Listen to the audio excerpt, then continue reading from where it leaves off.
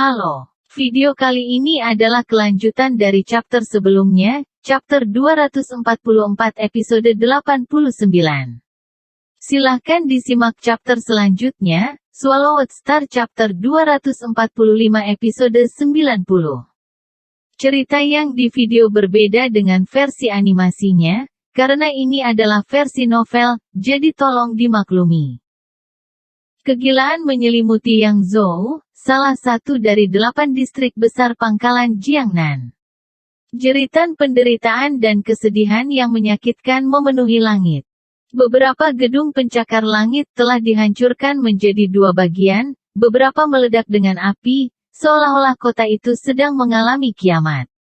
Sebuah distrik kecil di bawah sinar bulan. Sebuah kapal perang berbentuk cakram telah mendarat di rerumputan. 3 personel militer pasukan khusus melangkah keluar, hampir seperti angin sepoi-sepoi, dengan cepat bergegas ke rumah Luo Feng. Deng deng deng. Ketiga pria itu dengan cepat bergegas ke cerita kedua Luo Feng. Di atas sana, di dalam ruang gravitasi terdapat tempat tidur, sofa, dan komputer. Orang tua Luo Feng, Luo Hongguo, Gong Xinlan, adik lelakinya Luo Hua dan pacarnya Zhennan dan orang tuanya, dan Susin. Mereka semua tinggal di ruang gravitasi, itu adalah hal yang baik ruangan itu selebar 6 meter. Cukup luas untuk sekelompok orang untuk tinggal. Orang tua Zhennan dipanggil karena kepanikan Zhennan sebelumnya oleh Luo Hua, yang menganggap mereka sebagai calon ibu dan ayah mertua. Bapak, Luo Hongguo, silakan tinggalkan ruang gravitasi, cepat. Tinggal di sini tidak aman untuk kalian semua. Bapak, Luo Hongguo, silakan tinggalkan ruang gravitasi, cepat. Tinggal di sini tidak aman untuk kalian semua. 3 personil militer berdiri di luar ruang gravitasi, salah satu dari mereka berkata dengan cemas. Tanah dan fondasi bangunan semua mungkin berakhir sebagai target untuk monster yang menelan. Kepala telah memerintahkan kami untuk membawamu Tuan Luo dan keluargamu. Waktu sangat penting. Anda sebaiknya bergegas. Aku sudah memberitahumu melalui telepon, aku tidak akan pergi. Kami tidak akan pergi. Kalian semua sebaiknya pergi. Kami akan menunggu saudaraku kembali sebelum pergi. Luo Hongguo, Gong Xinlan dan Luo Hua berkata. 3 pria di luar tidak berdaya. Tiba-tiba, pemimpin arloji komunikator kelompok itu bergetar, dia melihat, warna berubah di wajahnya. Nomor pejabat pemimpin. Segera jawab. Pemimpin, keluarga perwakilan Luo menolak untuk pergi. Pemimpin melaporkan. Iya.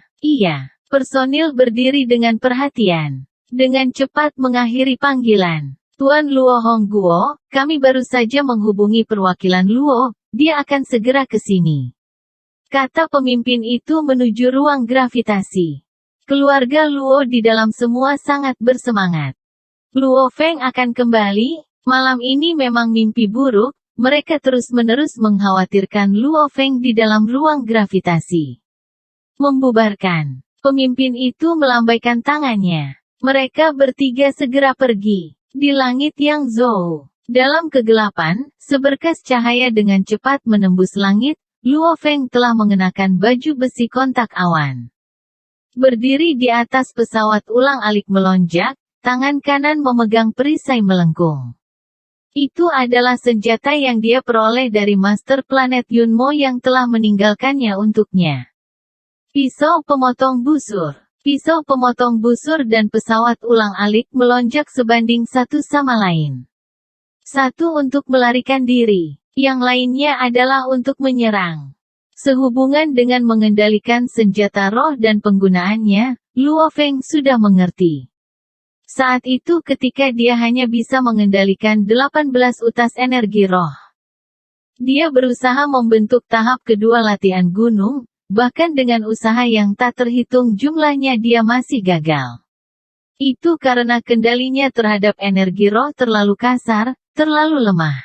Dan setelah 9 rahasia kendali, dengan kemajuan mantap, fondasi Luo Feng menjadi semakin solid. 2 senjata ini, setelah 2 atau 3 upaya, ia berhasil menggunakannya. Luo Feng, mengapa kami tidak dapat menghubungi Anda sebelumnya? Sebelumnya saya telah pergi ke reruntuhan arkeologis, sinyal di sana mungkin diblokir. Saat terbang, Luo Feng berkomunikasi. Apa yang terjadi? Apa yang sedang terjadi? Monster menelan itu telah mengamuk gila setelah terluka. Saat ini sedang menghancurkan Huaxia, India dan beberapa pangkalan lainnya. Ini pada dasarnya melampiaskan semua amarahnya di Asia dan mulai menyerang kota-kota besar dan kemanusiaan. Jia Yi berkata dengan cemas, juga, Yang Zhou juga terlibat. Apa? Luo Feng panik. Distrik kecil Mingyue belum terpengaruh, seluruh kota Yang Zhou telah menderita sekitar 12 sinar serangan cahaya keemasan, cukup serius. Jia Yi sedih. Luo Feng bahkan lebih khawatir.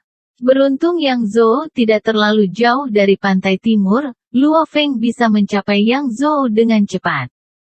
Tuhanku, terbang tinggi di langit, Luo Feng menarik napas dalam-dalam. Seluruh kota Yang Zhou dipenuhi dengan jeritan kesakitan dan penderitaan bahkan dari jauh, hampir 10 juta orang terkonsentrasi di kota itu, pada waktu itu. Sekitar 12 tempat memiliki kawah yang dalam, dan lingkungan dari 12 tempat ini, gedung pencakar langit semuanya dibakar, api dibakar di distrik-distrik kecil. Bangunan-bangunan besar telah runtuh, hampir seperti kota itu telah dibom oleh lebih dari 1000 ton bahan peledak.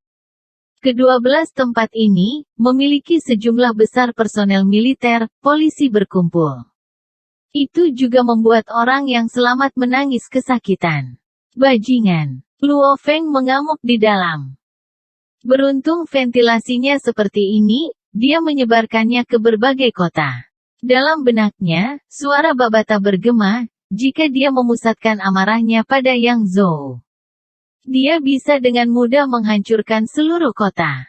Luo Feng mengerti ini. Menembak secara acak 12 sinar cahaya keemasan adalah serangan yang dianggap sangat normal dan mudah bagi binatang bertanduk emas.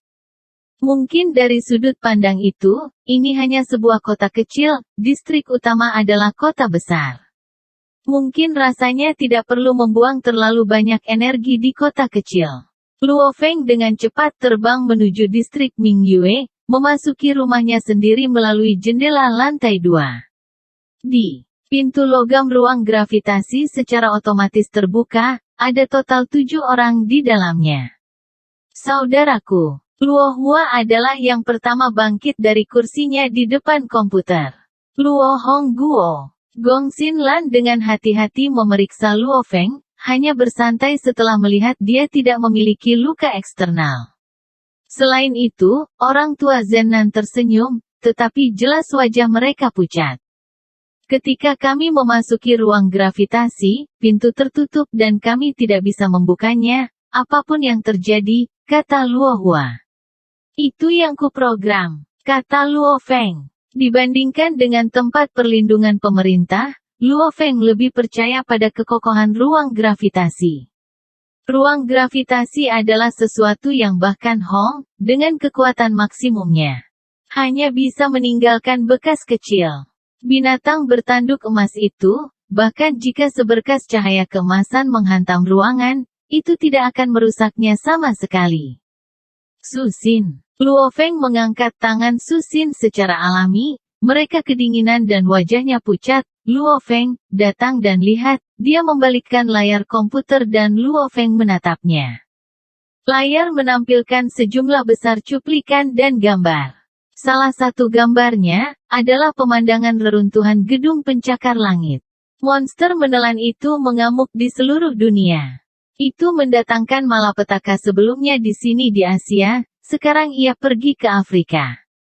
Lihat kecepatannya, saya perkirakan akan segera menuju Eropa, kata Susin. Berapa banyak dari Tiongkok yang meninggal atau terluka? Tanya Luo Feng. Tidak jelas. Susin menggelengkan kepalanya. Luo Hua berkata dari samping, saudaraku. Mengikuti beberapa gambar dan rekaman satelit, dari 6 kota pusat di Cina, Perkiraan konservatif adalah bahwa kita kehilangan lebih dari 5 juta orang. Saat itu dikatakan, ekspresi semua orang di ruang gravitasi segera berubah, mereka jelas kesakitan dan sedih. Perkiraan konservatif dan 5 jutanya?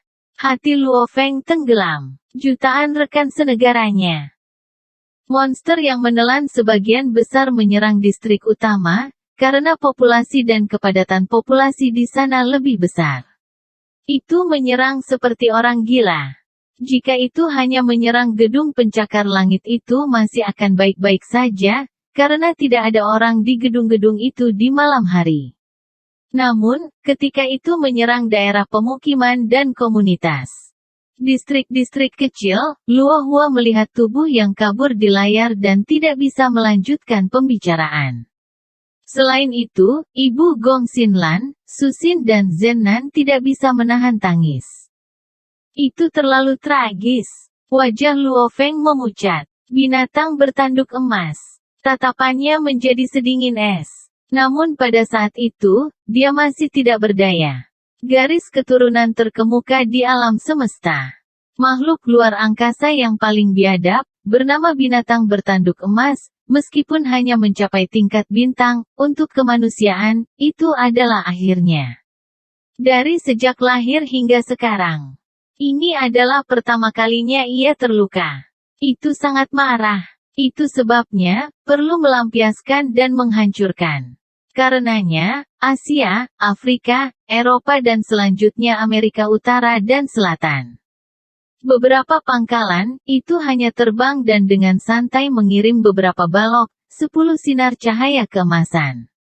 Namun, untuk beberapa kota besar, semuanya akan habis.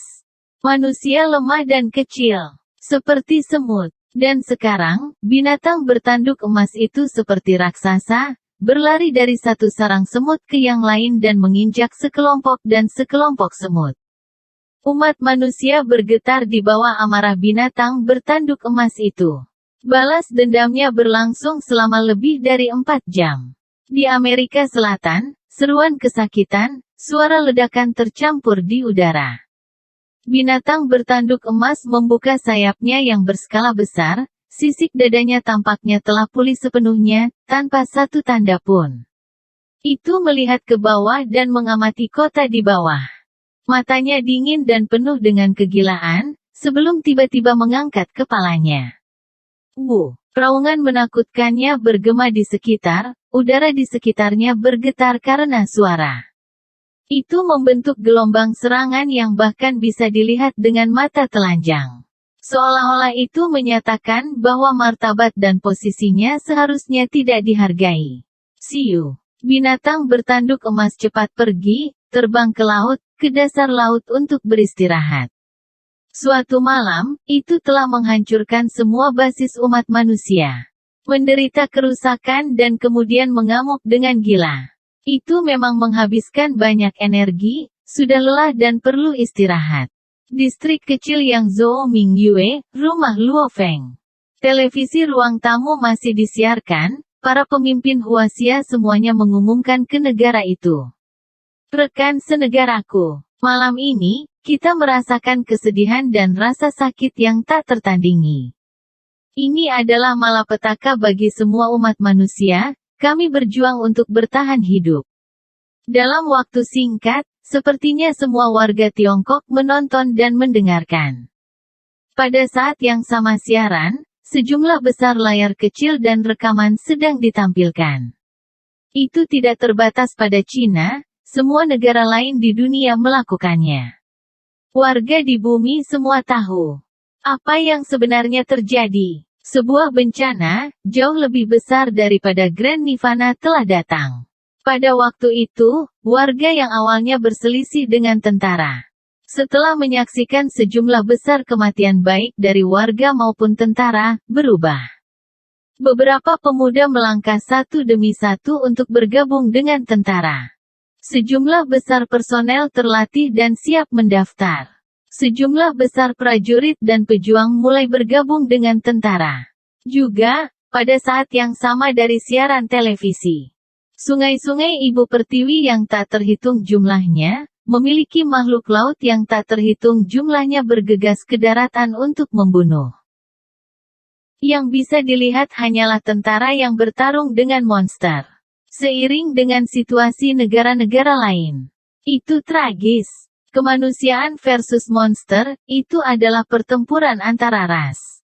Untuk bertahan hidup, Luo Feng menonton televisi dengan hati yang berat. Tiba-tiba, komunikator jam tangan Luo Feng bergetar dan dia menjawab. Luo Feng, ada 12 binatang tingkat kaisar yang baru saja terbang keluar dari laut di wilayah timur kota Yangzhou. Di dalam mereka, ada 6 yang menuju sektor militer tenggara. Silakan langsung ke sana untuk memberikan dukungan. Suara Jiayi sangat panik. Akhir dari chapter 245 episode 90. Terima kasih.